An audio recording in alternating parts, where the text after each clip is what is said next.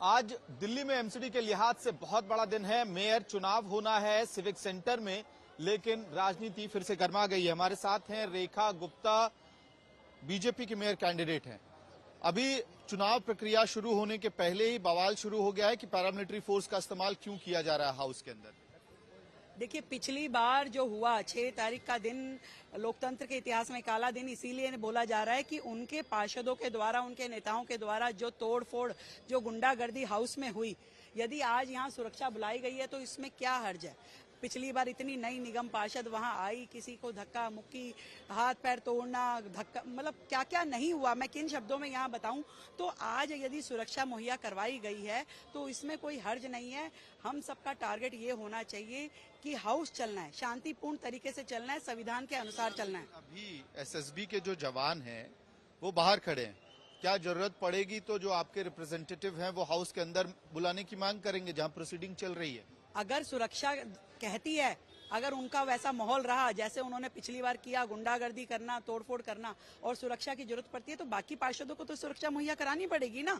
आज हम लोग अपने आप को असुरक्षित क्यों महसूस करें। आज उनकी मेजोरिटी है, वो क्या अपने हाथ में लेके आते हैं। पिछली बार किस तरीके से उन्होंने ब्लेड मारे, धक्का मुक्की करी और कितने लोगों को चोटें लगी। आप कह रही हैं कि अंदर एसएसबी के जवानों को हाउस के अंदर बुलाया जा सकता है। ये जो कमिश्नर तय करेंगे या जो सुरक्षा व्यवस्थाएं यहाँ की हैं वो तय करें। उनका ध्येय ये होना चाहिए कि सभी पार्षद अंदर सुरक्षित रूप में बैठ सकें, वो अपनी शपथ ले सके और हाउस चले। तो इसके लिए जो भी चीज है, कोई प्रेसिडेंट है इससे पहले हाउस प्रोसीडिंग में पैरा फोर्सेस का या एसएसबी के जवानों का इस्तेमाल होना, ऐसा कोई उदाहरण है आपके ध्यान में? ऐसा उदाहरण भी तो नहीं हुआ जो आम आदमी पार्टी ने 6 तारीख को किया कि आप प्रिजाइडिंग ऑफिसर की चेयर पे चढ़ जाएं, आप उनके ऊपर हमला करें, उनके हाथ से। मार्शल ने क्या किया पिछली बार आपने देखा नहीं? कैसे वो जो उनके गार्ड थे, होम गार्ड थे, वो सारे वहां हाथ बांध के खड़े रहे।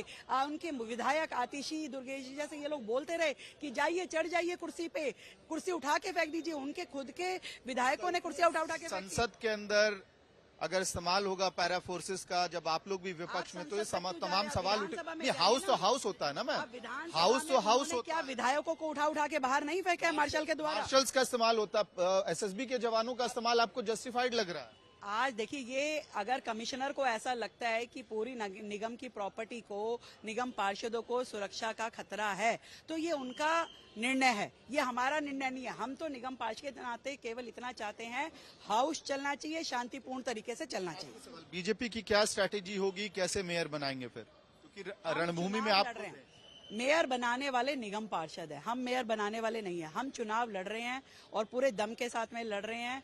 दो पार्टियां आमने सामने लड़ती है और दोनों अपने जीत के लिए ही लड़ते हैं, तो उनके अंदर कॉन्फिडेंस होना चाहिए कि उनके पास मेजोरिटी है और वो जीतेंगे। हमें विश्वास है, हम जीतेंगे। धन्यवाद। तो बीजेपी का दावा यही है कि सुरक्षा कारणों की वजह से एसएसबी के जवानों को अगर बुलाया जाएगा तो इसमें कुछ गलत नहीं होगा, क्योंकि पिछली बार प्रोसीडिंग में, हाउस प्रोसीडिंग में हंगामा हुआ था और फिजिकल असॉल्ट के आरोप दोनों पार्टियों के काउंसिलर्स ने एक दूसरे पर लगाए थे।